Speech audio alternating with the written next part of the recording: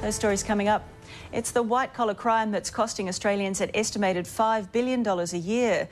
Identity fraud, and all too often unsuspecting victims don't find out until it's too late. But there are ways to protect yourself. Chris Allen explains. Mate, I don't know how I lost it. All I know is someone got these details off that and racked up 100 grand odd within a week.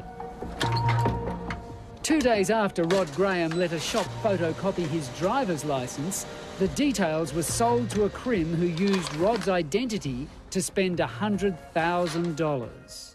Anyone, you've joined a video store, you've joined a bank, you're in all those sort of things, I guarantee they've all got a photocopy of your driver's licence. It can happen to you overnight and you wouldn't even know. Using my identity, somebody else spent $500,000. Michael Slape is another victim of the fastest growing crime in the world.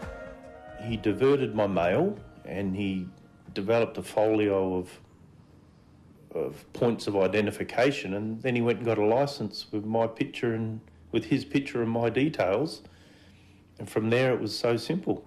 I made a licence with the name Michael Slape, his licence number and all his details, but with my face. This is the fraudster who stole Michael Slape's identity. Oh, well, the way I did it was mail. I went through mail. It usually only take me about 3 to 4 weeks, and I've got a full profile of their life, everything. I know what their kids' names are and how long they've been married, you know, everything. This is just an example of some of the stuff they had in his possession from second time round that he had taken from an apartment block mailbox. Utility bills, bank statements, contracts. Rod Mills is a cop from Victoria's fraud squad. He's put this fraudster away twice and says the only reason they found him was when police searched his car after a domestic dispute. It was like Aladdin's cave. It had all these other people's credit cards and identities and all that sort of stuff. That's how the investigation started. He was so skilled he managed to produce all sorts of ID in other people's names. The second time he was caught, he used his prison mugshot on a driver's licence. What he did is he built quite detailed packages, and I'm led to believe by the police that he had these identity packages ready to be distributed around the world. Forget break and enters, the biggest crime in the world today is identity theft. And apart from unscrupulous businesses selling on your details, thieves can find all they need to know about you from your letterbox or even your garbage. If you throw out an envelope that has a particular bank detail on the envelope, immediately you know where that person banks. Private Detective Warren Mallard says most of us are sitting ducks. I think most people are fairly blasé about their mail. They don't lock their letterboxes in a lot of cases. In other cases, you can put a whole hand in through the front slot of the letterbox and take out whatever you want. But the experts say even locking your letterbox isn't enough.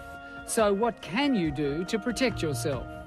Don't let anyone photocopy your driver's licence. If anyone wants a copy, say you viewed the details that are correct and walk away from it. Don't let them photocopy it. Never let it leave your hand.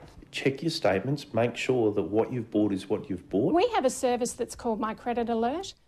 For $30 a year, Erica Hughes from Credit Reference Association Vida Advantage says they'll monitor your credit file.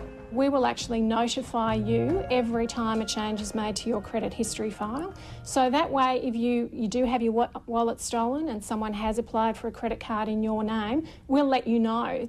While most victims of identity fraud don't have to pay back the money that's been stolen, they all say it takes years of wrangling to clear their name. What's worse, the punishment never seems to fit the crime. Police only caught up with the man who stole Rod Graham's identity after he was stabbed in a brawl. And even though he copped 40 charges, in the end, all he got was 4 months jail.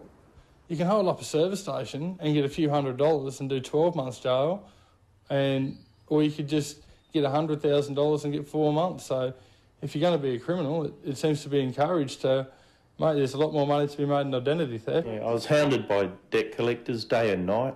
I couldn't sleep, I couldn't do anything, and my phone was just full of them hounding me.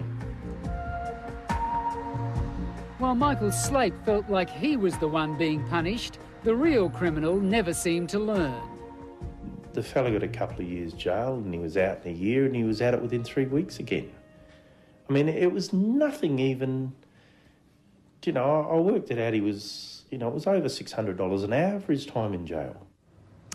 Chris Allen reporting, and if you've been the victim of identity theft, we want to know about it. Send us an email or give us a call.